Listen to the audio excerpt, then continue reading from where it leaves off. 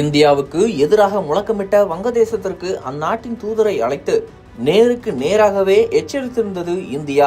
இதனை கண்டுகொள்ளாத வங்கதேசம் மீண்டும் போராட்டத்தை தீவிரப்படுத்தியுள்ளது. இந்து மதத்தை சேர்ந்த நபர் ஒருவர் அடித்து கொலை செய்யப்பட்டுள்ளார்.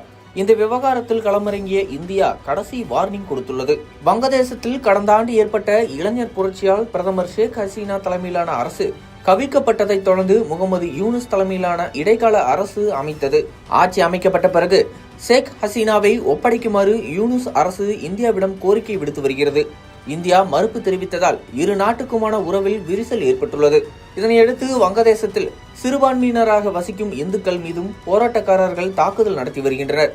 போராட்டக்காரர்களை கட்டுப்படுத்த முடியாததால் அங்கு துணை ராணுவத்தினர் குவிக்கப்பட்டுள்ளனர். பரபரப்பான சூழலுக்கு மத்தியில் கடந்த வாரம் வங்கதேசத்தில் மாணவ அமைப்பின் தலைவர் ஷெரீப் உஸ்மான் ஹாதி மீது துப்பாக்கி சூடு நடத்தப்பட்டது. இந்த தாக்குதலில் காயமடைந்த அவர் சிகிச்சை பலனின்றி உயிரிழந்தார். அவர் உயிரிழந்ததை தொடர்ந்து போராட்டம் மேலும் பூதாகரமாக வெடித்தது.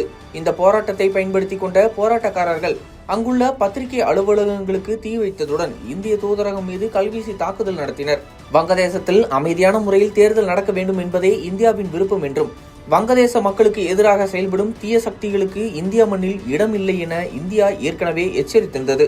இதற்கிடையில் மைமன்சிங் மாவட்டம் அருகே உள்ள பலுகா உபாஜில் பகுதியைச் சேர்ந்த திபு சந்திரதாஸ் என்ற இந்து மதத்தை சேர்ந்த நபரை போராட்டக்காரர்கள் அடித்துக் கொன்ற சம்பவம் மேலும் அதிர்ச்சியை ஏற்படுத்தியது.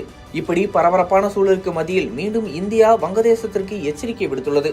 இந்து சிறுபான்மை மதத்தை சேர்ந்த நபரை கொலை செய்த குற்றவாளிகளை சட்டத்தின் முன் நிறுத்த வேண்டும் என்றும் அவர்கள் அனைவருக்கும் கடுமையான தண்டனை வழங்க வேண்டும் என இந்தியா வெளியுறவுத்துறை அமைச்சகம் எச்சரிக்கை விடுத்தது மட்டுமின்றி கடுமையான கண்டனங்களையும் பதிவு செய்துள்ளது. இந்த விவகாரத்தில் வங்கதேசத்தின் அடுத்த கட்ட நடவடிக்கை என்னவாக இருக்கும் என்பதை அடுத்தடுத்து வரக்கூடிய நாட்களில்தான் தெரியவரும் என்கின்றனர் அரசியல் வல்லுநர்கள்.